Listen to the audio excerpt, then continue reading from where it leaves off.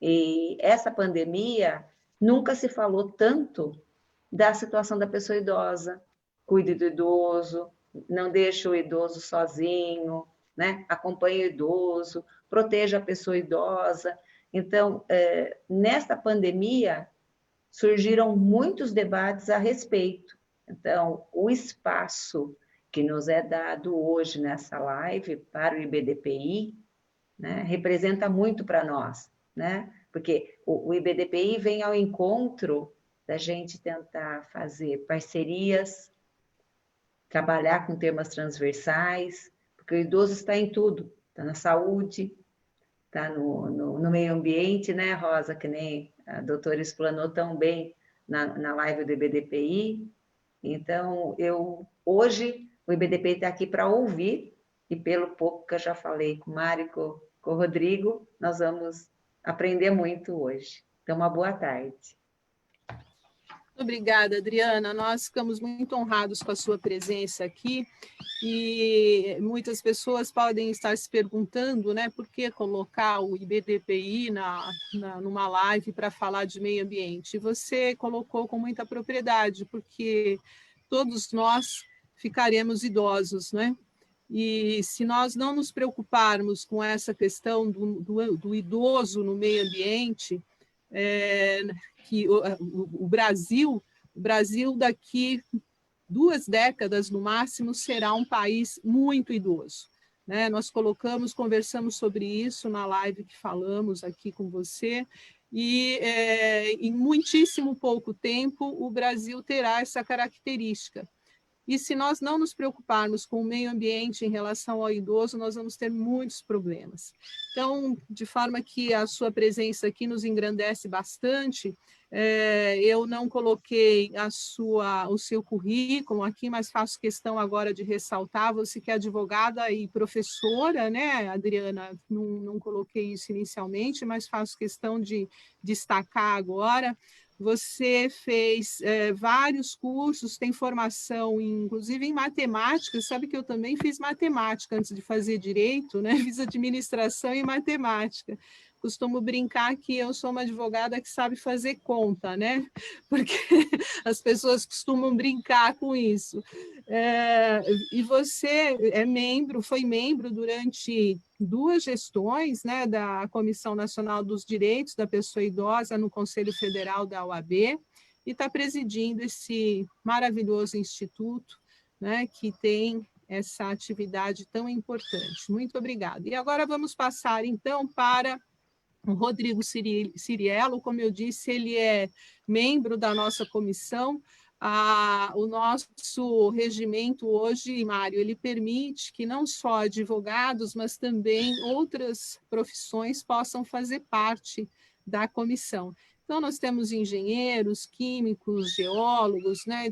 Uma forma extremamente importante, porque nos dá uma amplitude maior de discussão, na verdade, nos auxiliam muito na área das discussões práticas da implementação da legislação ambiental, e o Rodrigo é um desses membros que muito contribuiu e contribui lá conosco. Boa tarde, viu, Rodrigo? Muito obrigada pela sua presença, sempre contribuindo conosco. Obrigado, doutora Rosa. É sempre um prazer estar aqui contribuindo, né, com a comissão. Hoje, infelizmente, não resido mais em Santo André, então tenho estado um pouco mais distante, né? Mas é sempre um prazer poder contribuir, falar um pouco do que a gente faz e conseguir passar essa informação para o público, né, que desconhece essas atividades que são tão importantes para o nosso planeta, né? E que são alternativas, né? Alternativas não só para a gente que faz isso, mas alternativas para todos que querem ingressar nessa área de floresta, de agrofloresta. Hoje está muito em pauta, né? A gente falar sobre sistemas agroflorestais, todo mundo quer... e aí eu pego o gancho, né, da doutora Adriana, né, e até da doutora Rosa, que falaram a respeito dessa questão da pandemia. O que a pandemia nos trouxe? Eu tenho participado de diversas lives que falam a respeito do pós-pandemia, o que vai ficar disso aí, né? E aí um pouco do que eu tenho visto bastante, e até uma experiência da minha vida mesmo, né? A gente se isolou como família, todos num sítio da minha sogra em Conchas, que é um sítio bastante bacana. A gente colocou uma internet, a rádio lá, e aí a família inteira voltou a ser o que era antigamente, né?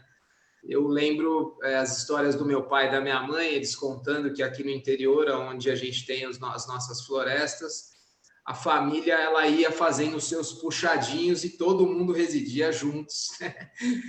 E, enfim, assim, as famílias eram grandes porque os patriarcas, eles tinham interesse que todos tivessem mais braços para trabalhar na propriedade rural, né?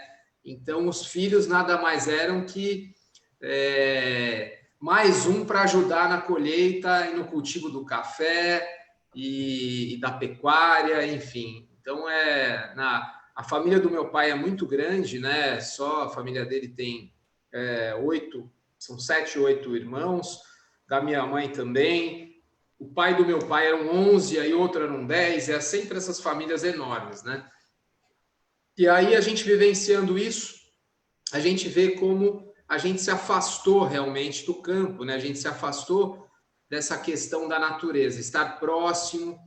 A gente que vive em grandes metrópoles, como o ABC Paulista é uma grande extensão de São Paulo, né? Essa metrópole enorme, que daqui a pouco chega em Campinas e não tem nem mais espaço rural para a gente poder respirar. Então, tudo concretado, tudo a selva de pedra, né? Então, é sempre importante a gente lembrar que os alimentos e tudo aquilo que a gente consome não vem da prateleira do mercado, ele vem realmente da agricultura, né?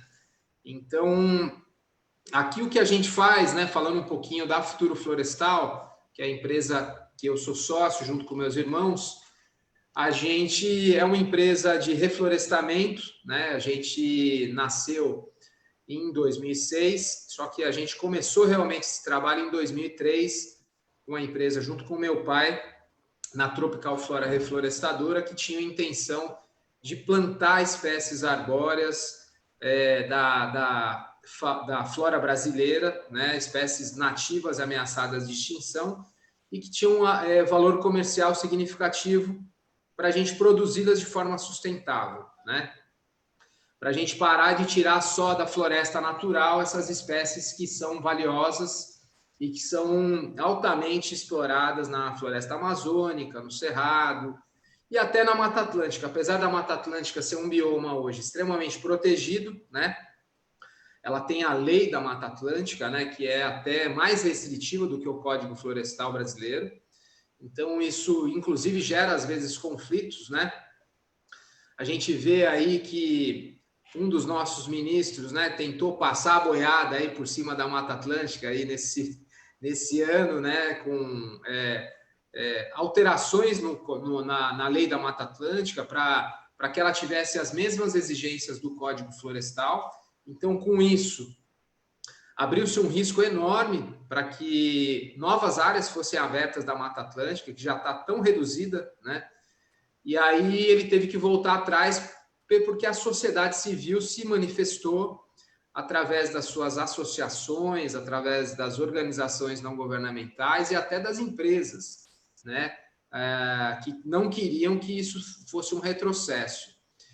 Então, a gente começou lá atrás plantando espécies da Mata Atlântica, produzindo de forma sustentável essas madeiras que têm um valor comercial bacana e que poderiam ser uma alternativa para o produtor rural naquelas áreas degradadas de pastagem. Hoje a gente tem muitas áreas abandonadas de sítios, de fazendas que eram de empreendedores rurais, né, e que acabaram falecendo, deixaram para os herdeiros não souberam como cuidar.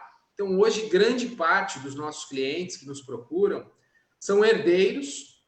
Muitos deles não sabem como lidar com a propriedade rural, né?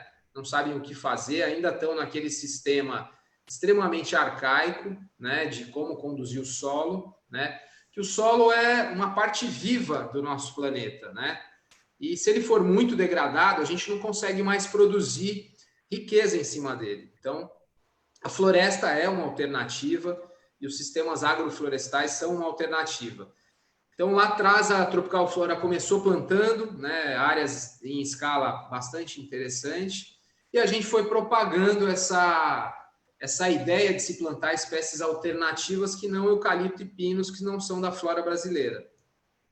Começamos com o guanandi, que é uma espécie que ocorre em vários biomas do nosso país. Fomos para o jequitibá rosa, mogno brasileiro, o louro pardo, o louro frejó, a teca, que já é uma exótica, os mognos africanos, que são tão famosos hoje em dia, né?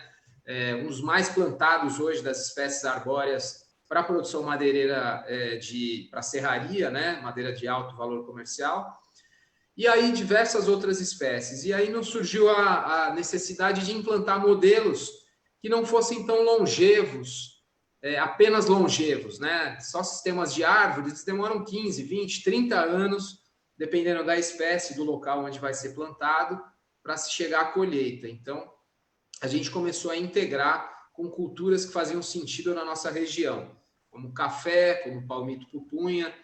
E aí esses modelos começaram a ser sustentáveis também do ponto de vista econômico para a subsistência do produtor. Porque aí você vai colhendo palmito, vai colhendo café, e as árvores vão crescendo dentro desse sistema, você consegue ter um sistema bastante interessante para que você tenha a floresta produzindo riqueza, ao mesmo tempo que você prepara um pé de meia, uma aposentadoria lá para o futuro. E isso também é muito interessante para que a sua propriedade, né, as propriedades que a gente vê no Vale do Paraíba, que a gente vê no Oeste Paulista, muitas delas que são pecuária, você tem uma pastagem muitas vezes degradada, onde quando a chuva cai, ela escorre e leva todos os sedimentos para assorear os rios. Então aí você acaba com as nascentes, você acaba com a calha dos rios, a água praticamente não passa, né? Você forma aqueles bancos de areia dentro do rio. E a maior parte das cidades, dos estados, aqui do estado de São Paulo, daqui do estado de São Paulo e de outros estados, a água referente a consumo da população, ela é de água superficial, não é dos nossos aquíferos, né? Então, se você vai consumir água dos rios, né, da água superficial, você tem que manter esses rios vivos, né? Não adianta você não proteger os mananciais, porque muitas vezes você vai precisar dessa água para o consumo da população. Então, quando você planta floresta, mesmo que seja para finalidade produtiva, né, nas áreas de pastagem, você aumenta a infiltração de água, né, e em todas as bordas, né, do aquífero, você recarrega esses aquíferos e, ao mesmo tempo, protege os rios, melhora essa fluência da água, né? E aí você desobstrui essas calhas dos rios, né?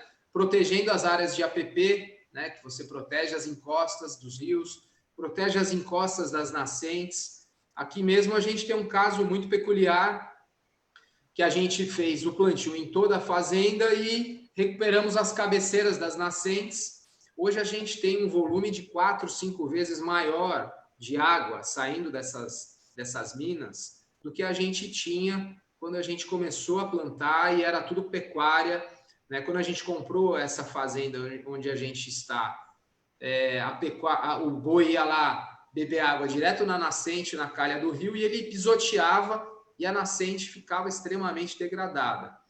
Então, acho que a Rosa queria fazer um comentário, né, doutora Rosa?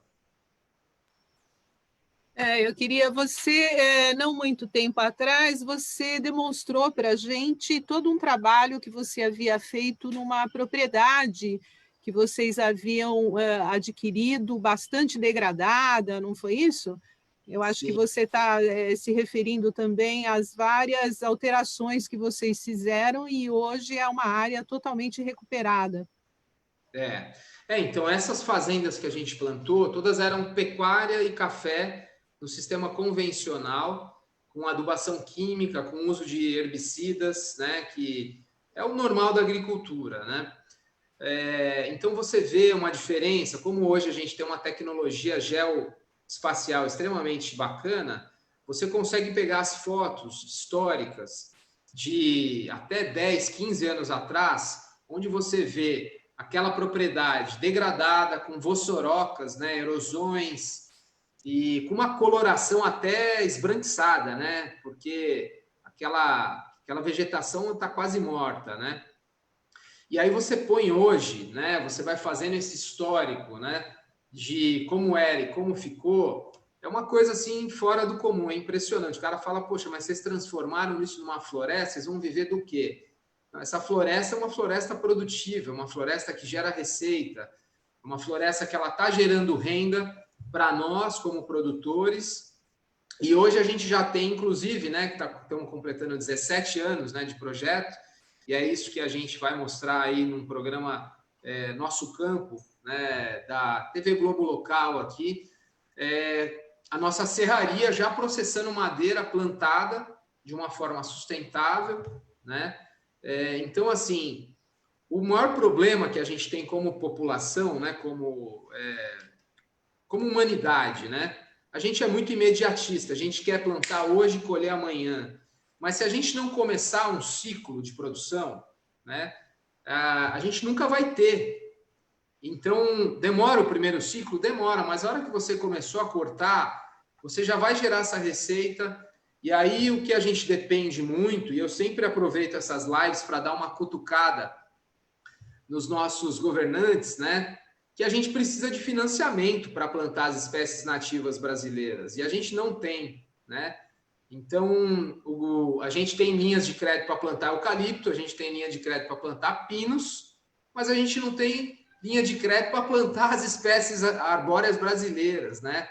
Porque eles alegam que é um ciclo muito longo, não tem histórico, e aí fica nas costas do produtor investir o seu recurso, o seu dinheiro acumulado com o seu trabalho nessas espécies e provar para o governo que elas são viáveis economicamente. E aí tem algumas linhas. Ah, não tem? Não, tem uma linha. Aí o pessoal vem, não, mas tem linha. Tem linha para os grandes produtores. Quem tem projeto a partir de 3 milhões pode pegar direto no BNDES. Mas e o pequeno e o médio produtor, né? Como que ele faz para pegar recurso, para poder produzir em 10 hectares, em 20 hectares, em 5 hectares, ou então aquele de agricultura familiar que quer plantar 1 hectare ou 2 hectares, para que no futuro ele possa cortar a madeira e pagar a faculdade da filha dele, do filho dele, para fixar o homem no campo e poder manter, por exemplo, pagar uma faculdade de engenharia agronômica, engenharia florestal, para que o filho fique na propriedade, não vá para as cidades trazer mais êxodo rural, né? Então, a gente participa, né, da Coalizão Brasil Clima, Florestas e Agricultura. Eu sou co-líder da Força Tarefa de Silvicultura de Nativas e a gente bate muito nessa tecla de fazer esse advocacy com o governo, né, para que a gente traga soluções que sejam adequadas também para que a gente possa consolidar a silvicultura de espécies nativas no país, né? As exóticas também são muito importantes, eu não discordo, eu não sou aquele xiita ambiental que fala, olha, não vamos plantar eucalipto, isso aí seca o solo. Não, eu acho que todas têm o seu espaço, né? A gente tem produção, a gente hoje é o país com a maior tecnologia de produção de eucalipto do mundo, né? E a gente está aplicando isso nas espécies nativas, só que a gente precisa ter esse fôlego.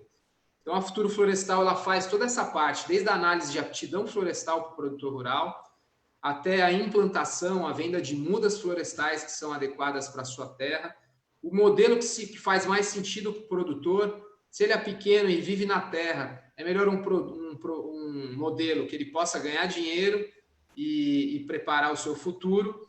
E se ele é um investidor, um profissional liberal, um autônomo, que tem um recurso que ele pode esperar, aí a floresta apenas ela faz sentido para ele, ela tem menos intensificação de mão de obra e ele vai poder complementar a aposentadoria dele com uma floresta, né? Hoje eu entro na nossa fazenda, que era pecuária e café, a maior felicidade que eu tenho é andar no meio da floresta, naquela sombra, né? Hoje eu indo com a equipe lá da TV Tempo, a gente lá naquele sol de rachar, nas áreas vizinhas, de repente a gente entrou na nossa propriedade, aí sombreou, ficou aquele clima ameno, o microclima já mudou, e aí a gente ficou embaixo da sombra de uma árvore. Então, nada mais gostoso do que você estar próximo da floresta.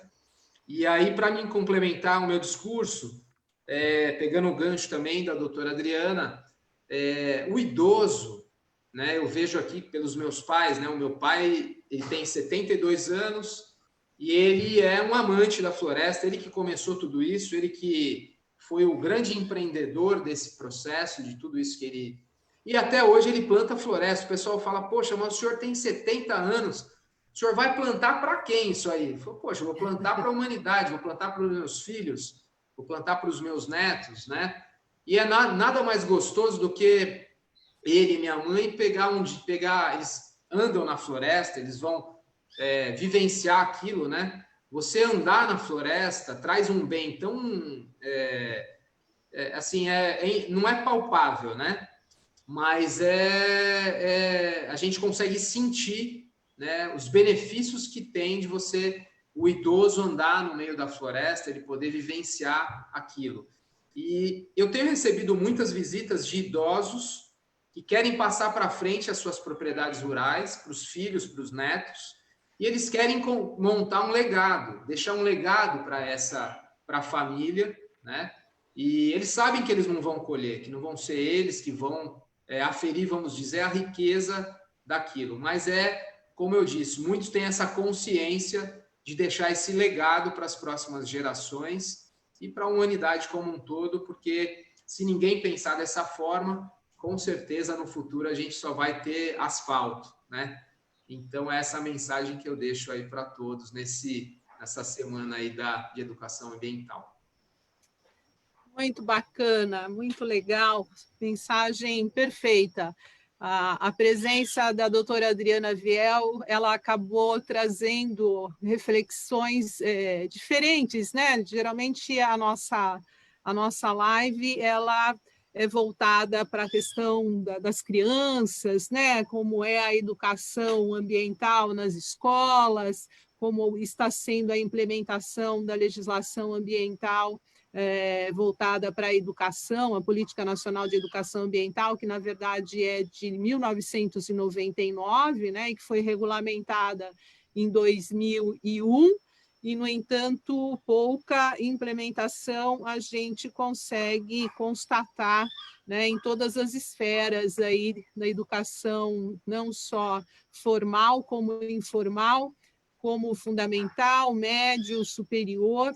Infelizmente, isso ainda está muito pouco na prática. Mas a doutora Adriana, que hoje acabou nos levando também para uma fase da vida das pessoas extremamente importante, né? E que, na maioria das vezes, a gente acaba não dando atenção.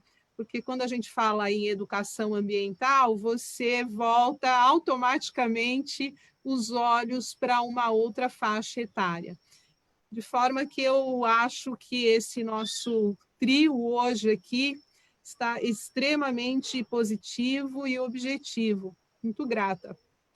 Rodrigo, olha, depois nós precisamos fazer outras lives. Eu acho que a experiência que você traz na prática, né, principalmente na recuperação das propriedades que você, sempre que é possível, nos traz, ela é muito importante, né, para aqueles que não conseguem enxergar na terra todo esse potencial, né, e todo esse cuidado que você tem. Então, agora vamos ouvir o Mário Irosi, né? Eu tenho a grata satisfação de tê-lo aqui nessa live.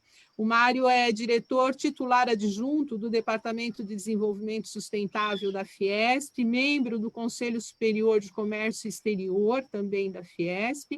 O Mário é economista, né, pela Universidade Católica de São Paulo, foi CEO de empresas multinacionais no Brasil e na Europa, fez cursos importantes na Genebra, na Suíça, como colocou agora há pouco para nós, também morou na Finlândia, é membro do Conselho Superior de Meio Ambiente, também da Fiesp, professor de Economia Internacional.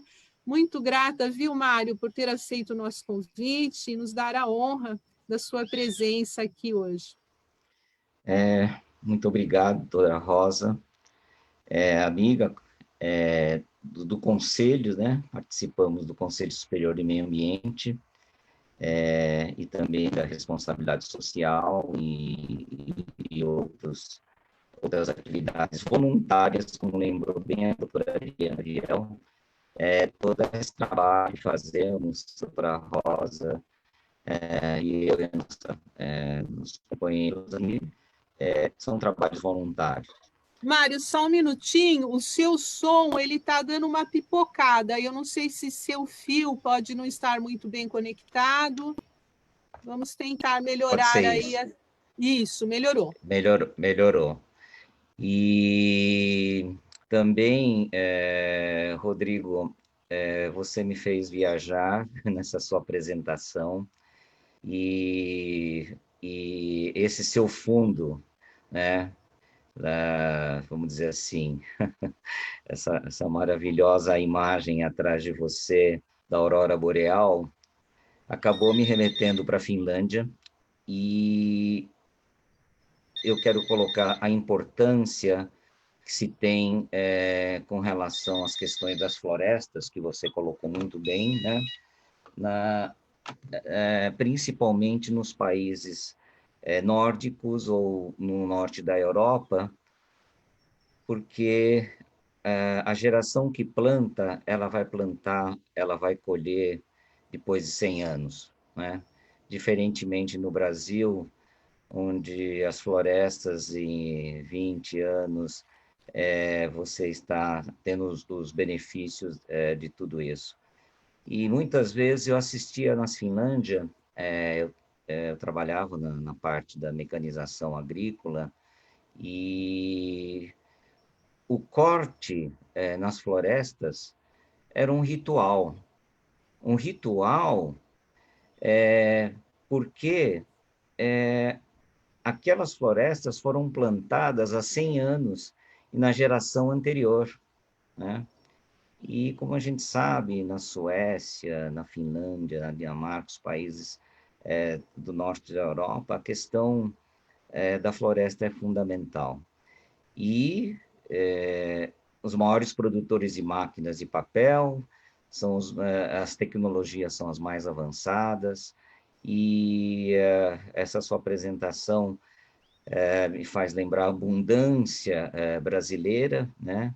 Nessa questão da biomassa, das águas, e todo o desperdício que nós acabamos não aproveitando o máximo que temos nesse grande continente que é o Brasil, nosso país. A mesma coisa, Adriana, na sua apresentação, doutora Adriana, me remeteu ao Japão, quando a questão dos idosos, né? Você vê senhoras mergulhando na idade de 90 anos, indo buscar as ostras e trazendo pérolas em determinadas regiões. Na agricultura é comum ver pessoas idosas trabalhando, né? E a longevidade, que é muito grande, um país de 120 milhões de habitantes, e com todas as dificuldades de matéria-prima, dificuldades nas questões das abundâncias que nós temos aqui no Brasil, e o ritual do desperdício, né? Na nossa cultura, no Japão, nós não podemos desperdiçar um grão de arroz. É quase que uma coisa sagrada, não é? Então, as duas apresentações, tanto da doutora Adriana, a sua intervenção, Rosa, a doutora Rosa e o Rodrigo, fez pensar em duas coisas fundamentais. O Covid agora falando um pouquinho em economia, vocês me desculpem, vocês falaram de aves exóticas, e eu vou citar duas aves exóticas. O Covid, ela vem...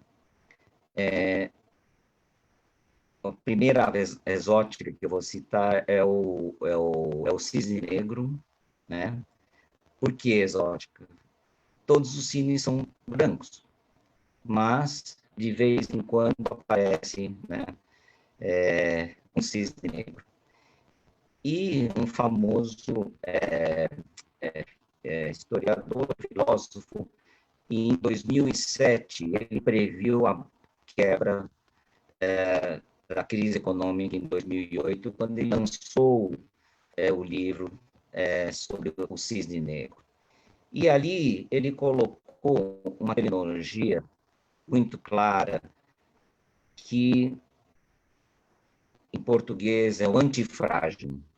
O antifrágil é aproveitar o caos para evoluir, né? E aí o cisne negro, exatamente, é a questão da imprevisibilidade. Ela é compreensível só depois que acontece, e com consequências externas. O Taleb foi muito feliz quando ele... são eventos raros, né? Por isso que o livro dele, todo em cima do cisne negro, teve um sucesso e foi inspirador de muitas outras coisas. E a outra ave exótica, um pouco falando sobre o mesmo tema, este ano o BIS, o Bank of International Settlement, que é o Banco Mundial dos Bancos Mundiais, publicou um documento de muitas páginas chamado de Cisne Verde, com protagonismo dizendo o seguinte: a próxima crise que vai ocorrer no mundo será as mudanças climáticas. As questões voltadas para o degelos, as questões voltadas para as inundações, Brumadinho, no setor urbano, as enchentes que nós vemos todo ano, com toda frequência, o caos urbano, né?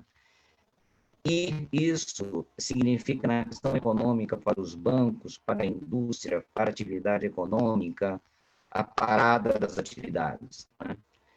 E o Cisne Verde, publicado pelo Banco Central, dos Bancos Centrais, o BIS, faz essa previsão que a próxima crise vai estar voltada para as mudanças climáticas, chuvas intensas, queimadas, incêndios na Califórnia, na Austrália e também no nosso país, mas, ao mesmo tempo, protagoniza uma coisa que nós temos que nos preocupar com o tema mudanças climáticas.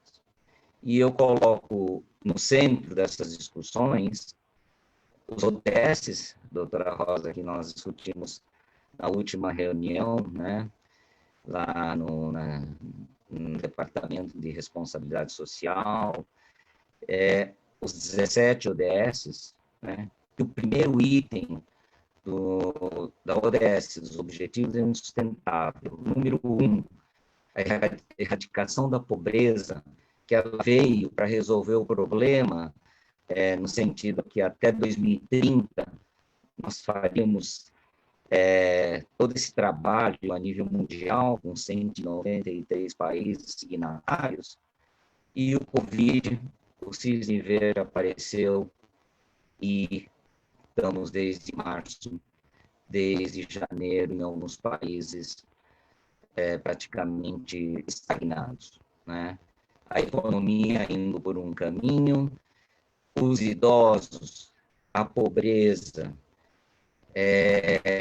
os invisíveis que começaram a aparecer para nós, né?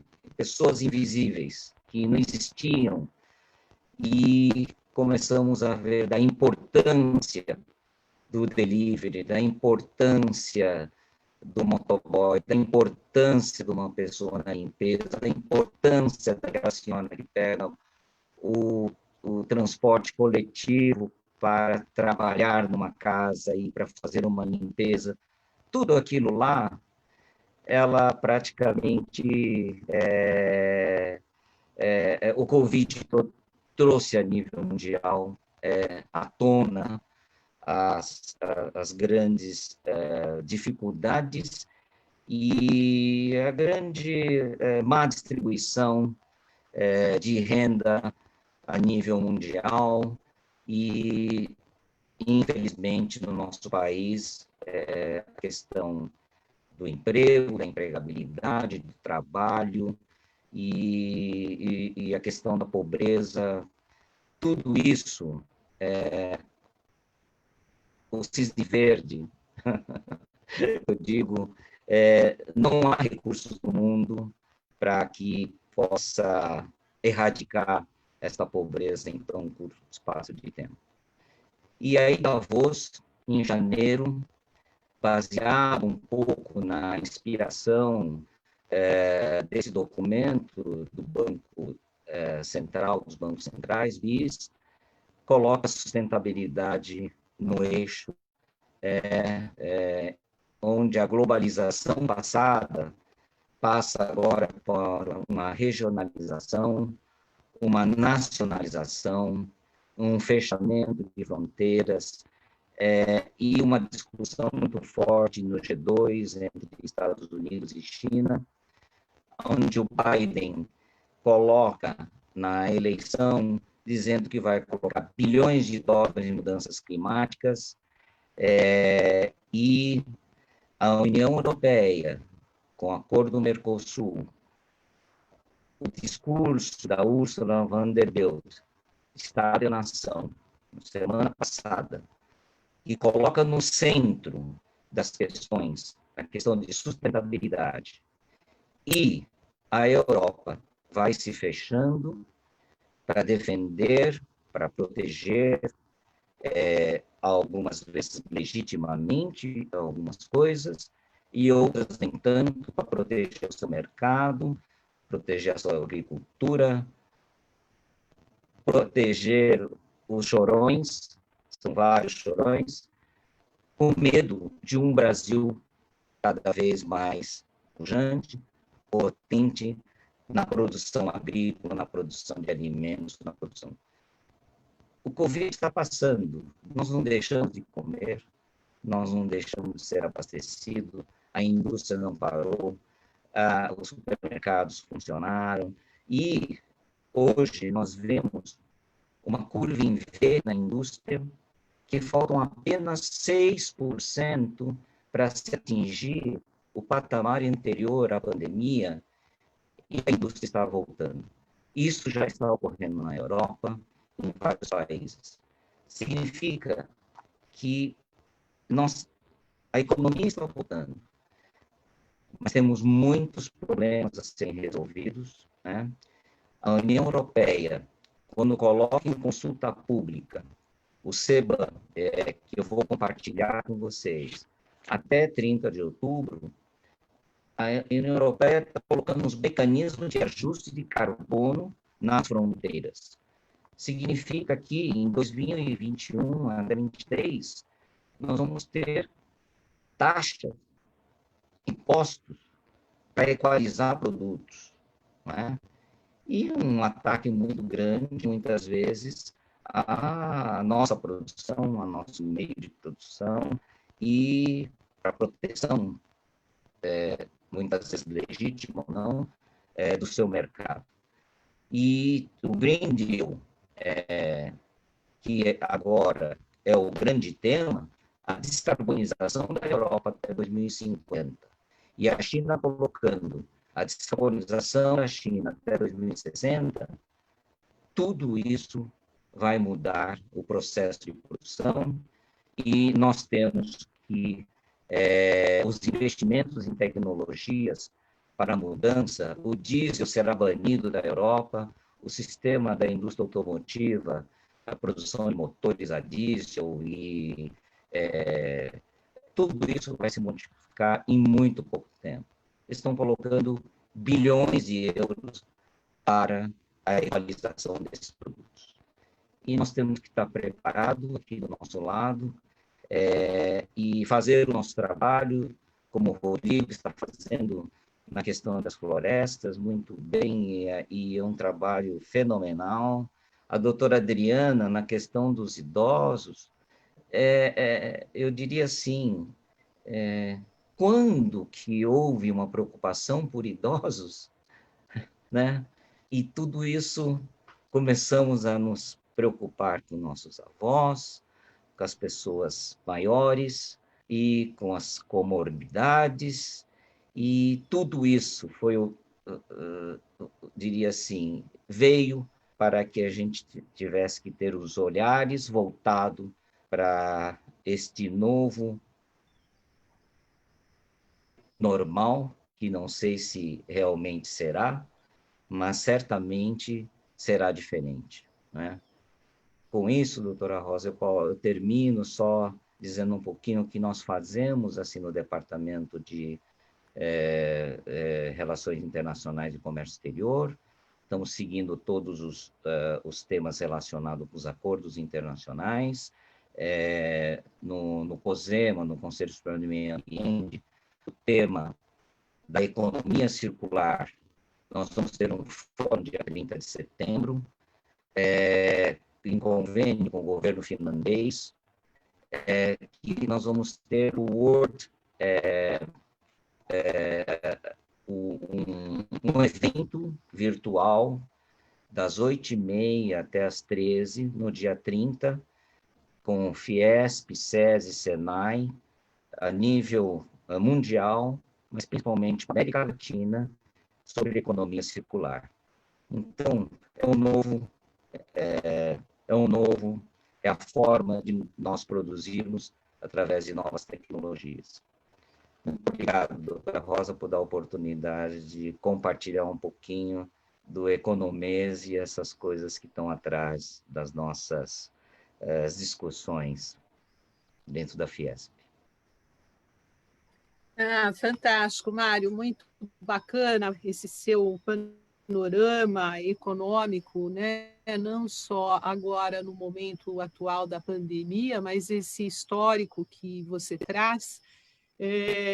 Mas eu chamaria a atenção para uma reflexão não só em relação à área ambiental, mas também da responsabilidade social. Durante décadas, né, Mário, Rodrigo e Adriana certamente vão concordar comigo que era mais ou menos assim, né? Passava-se a caneta no cheque, né? E a borracha na consciência. Durante décadas, nós seguimos neste formato, né? Não há meio ambiente que aguente, assim como não há também economia que suporte. Em relação à responsabilidade social, você destacou a ODS da redução da pobreza, né? Quer dizer, em pleno século XXI, nós temos uma quantidade de pobres numa extrema miséria que é inconcebível, né? É inconcebível. Com a pandemia, nós tivemos um aumento no país da pobreza de uma forma inexplicável, porque são 6 meses, né? Se a gente falar que a pandemia iniciou em fevereiro, né? Para não dizer que o decreto foi a partir de março, mas é um aumento tão significativo, quer dizer, a pandemia em 6 meses, nós quase que quadriplicamos o número de pessoas que precisavam de recursos, né? Então, eu acho que isso o acúmulo de décadas, né, de situação que a responsabilidade social não deu conta, né? A responsabilidade social dos nossos gestores não atentaram para isso e essa situação se deve a isso. E agora nós estamos naquele momento que a gente vai ter que fazer muito além do que é necessário, né? nós vamos ter que fazer muito mais do que é preciso, porque o distanciamento do que é preciso ficou muito longínquo, né? Talvez por isso essa campanha que eu acho que você está acompanhando também, né, do não volte, porque voltar ao que era, nós vamos voltar para um lugar muito ruim, né? Porque nós já não estávamos numa situação boa, uma situação tranquila, né? Então, nós vamos ter que não voltar para o normal, nós vamos ter que ultrapassar esse patamar muito adiante, né? Com isso, nós estamos já no encerramento da nossa live, falas aqui extremamente significativas, né? Vamos deixar registrado aqui um exemplo, cada qual nas suas atividades, né? Rodrigo, Adriana, o Mário, um exemplo de profissionalismo, um exemplo de vida, de conhecimento, cada um nas suas respectivas atividades. E nós vamos passar, então, para as considerações finais, para que, então, vocês fechem as suas participações e deixem as suas mensagens registradas aqui. Eu sempre digo que as lives que ficam gravadas, né, na nossa fanpage, elas ficarão aqui para a eternidade, né? Daqui, sei lá quantos anos a gente ainda tiver condições de assistir, nós vamos tirar aí as nossas considerações sobre o que nós dissermos hoje, né? O Rodrigo vai estar falando, o filhinho dele vai estar assistindo, né? E falando, olha, papai, o que você disse lá, né, há 20 anos atrás, né? O Rodrigo que tem um garoto aí maravilhoso, com 2 anos, Rodrigo. 2 aninhos. Ele vai fazer 3 agora, daqui um mês, mais ou menos. É a próxima geração que está aí. A gente tem que ensiná-los aí como que é para a gente ter um planeta para o futuro, né? Temos essa missão de como passar essa informação para eles, né? Muito bacana. Bem, Adriana Viel, muito grata mais uma vez. Vamos ter a oportunidade de convidá-la para outras vezes vir aqui conosco. Estamos à disposição para essa parceria, naquilo que for necessário, a contribuição da Comissão de Direito Ambiental e de Sustentabilidade com o IBDPI, e deixa registrado essa nossa parceria já nas lives e no que for necessário. Muito obrigada, viu? Estamos abertos para parcerias e para novos associados. O idoso está em tudo, como o Rodrigo falou e o Mário. Inclusive, Mário, os japoneses, quando se completa 60 anos, tem festa, não é isso? Sim. Não é? Veja a cultura maravilhosa, não é? É motivo de alegria, né? Completar 60 anos, é comemorado. E, Adriana, a doutora Adriana, eu esqueci de comentar, dia 20 de setembro, no Japão, foi o Dia do Idoso, a comemoração da família para comemorar o Dia do Idoso. Que cultura, não? Sou admiradora da cultura japonesa.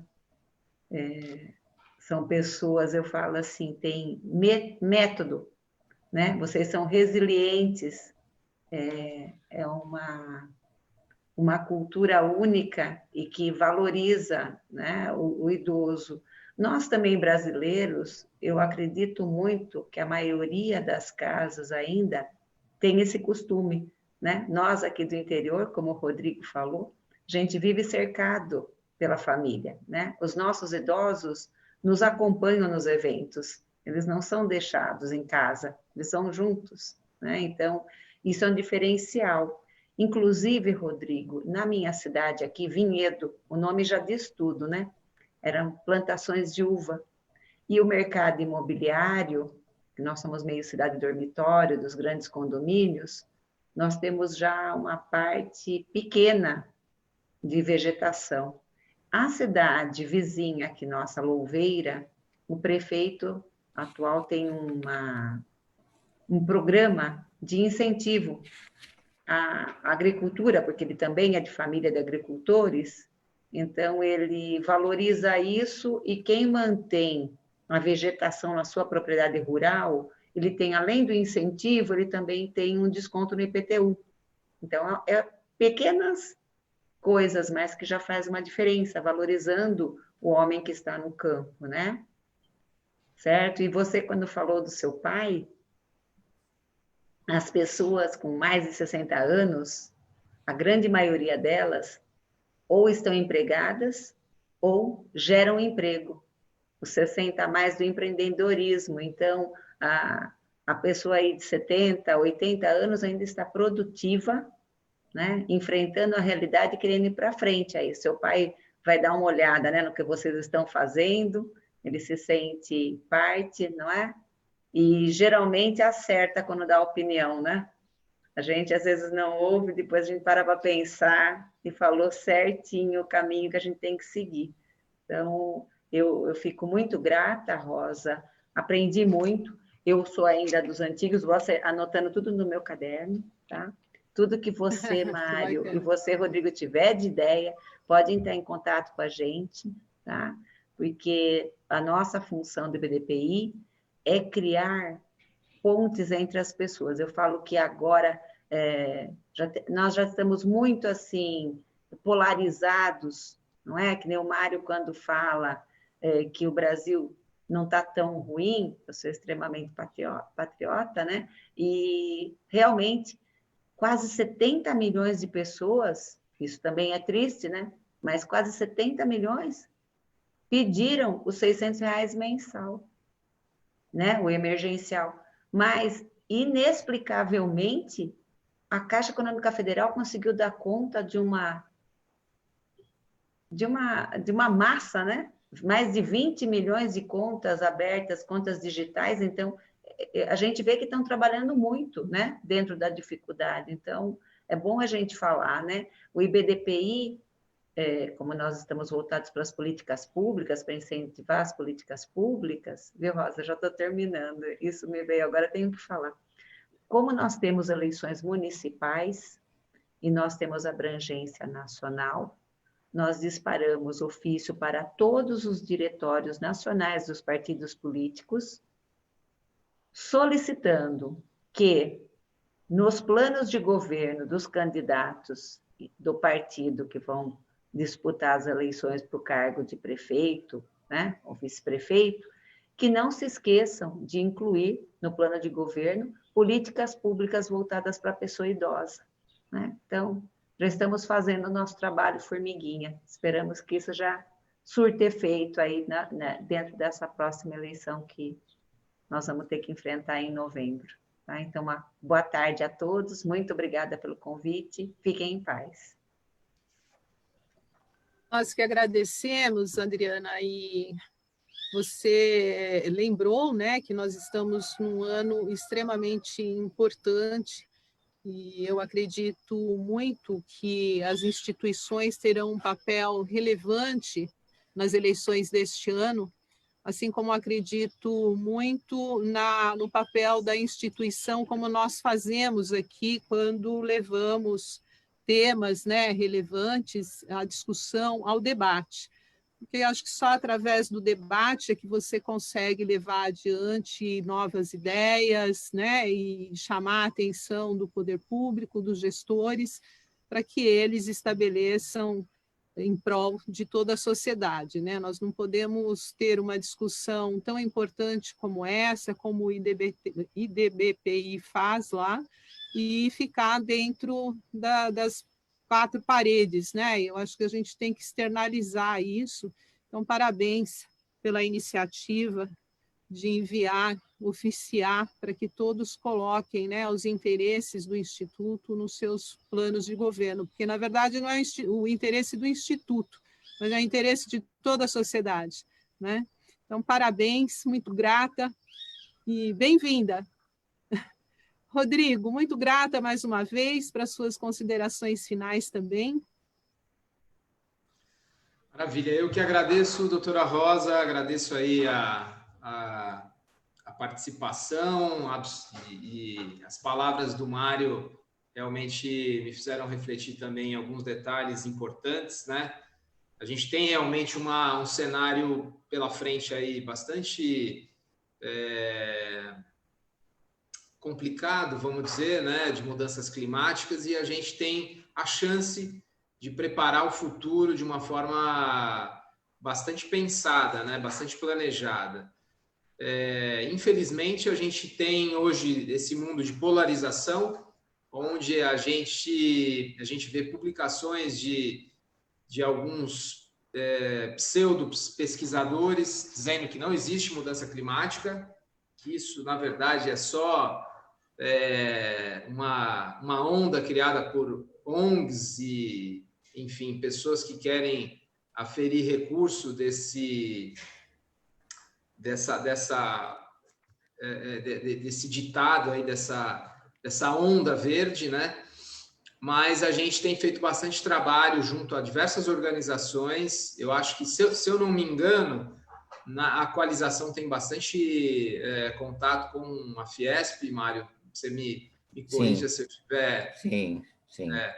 Então, lá na Coalizão, a gente tem feito um trabalho que tem envolvido a FEBRABAN, a Fiesp e outros organismos, porque tem várias empresas que são sócias, né, que participam, né, da coalizão. Acho muito importante essa união de elos, né? E a gente está aí à disposição. O nosso trabalho é esse, a gente tentar trazer informação, né? Eu acho que essas lives são importantíssimas para que a gente possa estar sempre falando aqui a público, né? Esse recurso tão moderno da gente conseguir trazer as informações para o público e, como todo mundo tem ficado mais em casa, conseguir assistir e absorver essas informações importantes e relevantes para que a gente possa ir também fazendo a nossa parte de onde a gente estiver. Então, eu estou aqui à disposição, a Futuro Florestal se coloca à disposição, viu, doutora Rosa? Não só da comissão, mas de todos aqueles que tiverem interesse de saber um pouco mais, né, de como a gente pode contribuir com um futuro melhor aí para o planeta. Muito grata. Prazer enorme ter você aqui também, né, novamente, como sempre, né? Mas aqui na live, eu acho que é a primeira vez que nós fazemos juntos, até porque nós iniciamos nas lives esse ano, né? Nós fazíamos muita coisa presencial.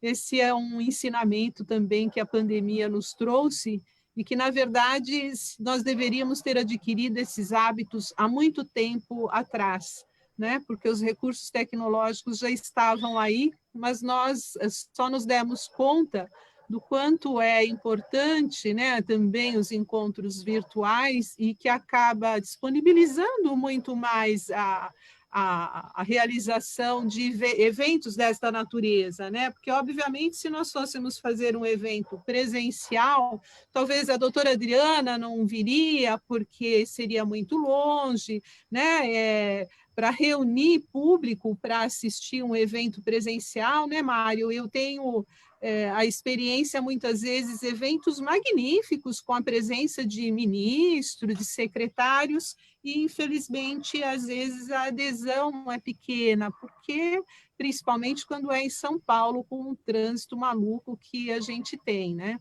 E virtualmente, às vezes, no momento, a pessoa pode não assistir, mas ela vai entrar depois, vai ouvir a fala, né, que mais lhe interessa, que mais lhe importa, tem a relação com a sua atividade, com a sua necessidade de aprendizado, ou mesmo profissional.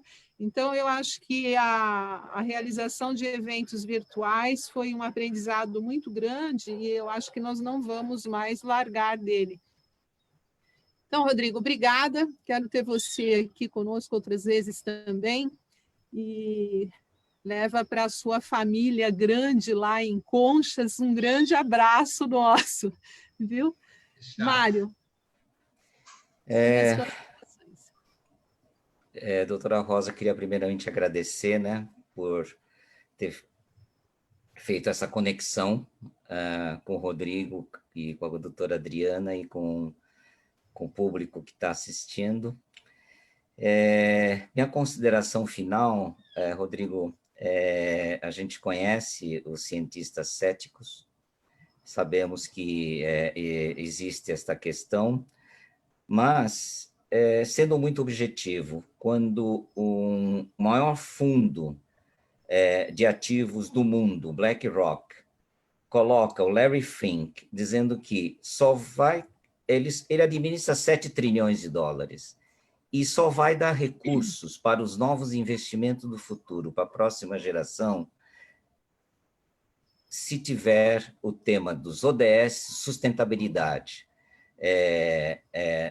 como a parte fundamental para análise de risco e análise de países e empresas, a questão das mudanças climáticas ficam numa situação muito simples. O Cisne Verde, a publicação dos bancos centrais dizem próximo problema, tipo Brumadinho, incêndios, enchentes, degelos, quando ocorrerem, vão parar a produção, pessoas vão perder emprego, não existe empresa de seguro, não existe crédito para mitigar um assunto de tamanha importância. E as coisas virão de fora para dentro. OCDE, o Brasil foi convidado em 2017. Nós temos aí 250 diretrizes que o Brasil já cumpriu uma boa parte delas, principalmente na parte financeira, principalmente na parte econômica, há uma convergência muito forte. Na área de sustentabilidade, na área de meio ambiente, existem 32 diretrizes, nós já temos 6 diretrizes bem afinadas e estamos trabalhando para isso. OCDE, Clube dos Ricos, Organização de Cooperação e Desenvolvimento Econômico, são 35 países, os países mais ricos do mundo, estamos sendo convidados para participar do Clube Rico. E aí, as taxas de juros, os níveis de risco, os spreads, tudo virá para baixo mais ainda, e os investimentos poderão vir quando estivermos lá. Então, acordo de União Europeia com o Mercosul, OCDE, o Green Deal, o Biden nos Estados Unidos e a China colocando a descarbonização, nós não vamos ter opção. Ou vamos fazer parte deste processo, ou nós vamos estar fora de mercado. E nós temos que resolver os nossos problemas sociais. A doutora Rosa lembrou muito bem das questões sociais, são 2 décadas perdidas. Eu digo que acho que é desde Cabral que o nosso problema aqui, infelizmente, são mais de 500 anos. Então, esse resgate social é muito intenso, mas nós temos um país continental e nós temos produção, capacidade de reverter tudo isso. Acho que cada um tem que fazer a sua parte, começando em casa, educação. Começando em casa, educação. Simples assim, mas numa profundidade que nós não conseguimos fazer adequadamente e universalmente. Há uma desigualdade educacional e tudo isso gera todas as desigualdades sociais. Obrigado, doutora Rosa, doutora Adriana e Rodrigo, por poder compartilhar um pouco das dores e inquietudes como economista a gente tem. A gratidão é nossa, Mário. Nós é que ficamos honrados aqui com a sua presença e faremos outros encontros. Você colocou, por fim, exatamente o nosso objetivo maior aqui, que é tratar da educação ambiental. E, por incrível que pareça, nós estamos também, além do momento da pandemia, nós estamos no momento que o óbvio precisa ser dito, né? Parece um absurdo a gente ter que falar que é preciso educação ambiental, saúde, né? Transporte, é preciso falar a todo momento que precisa acabar com a corrupção, né? Assim como a educação ambiental, parece uma coisa óbvia, mas você não precisa falar disso, né? Todo mundo sabe que a educação ambiental é necessária. Não, é preciso. Nós estamos num momento que o óbvio precisa ser dito. Então, com isso, eu encerro a nossa live, agradecendo mais uma vez a presença de vocês. E antes de encerrar, quero registrar aqui só um agradecimento especial ao doutor Antônio Gonçalves, que nos assiste, deixou um beijo também para a doutora Adriana Viel, doutor Sidney Munerati, que é o nosso vice-presidente da comissão, o Flávio Lemos, Gervásio Salvador, agradecer a presença de todos que nos assistiram, deixar registrado aqui também que esta live vai ficar gravada na nossa fanpage e também deixar registrado que amanhã a comissão da OAB São Paulo, através da nossa presidente, doutora Gláucia Savim, estará lançando a campanha Não Volte no Instagram, que foi criado da comissão, cujo endereço é comissãomeioambiente.oabsp. Quem tiver a oportunidade, amanhã verão o lançamento da campanha às 10 horas da manhã. Muito grata a todos, muito boa tarde e até a próxima.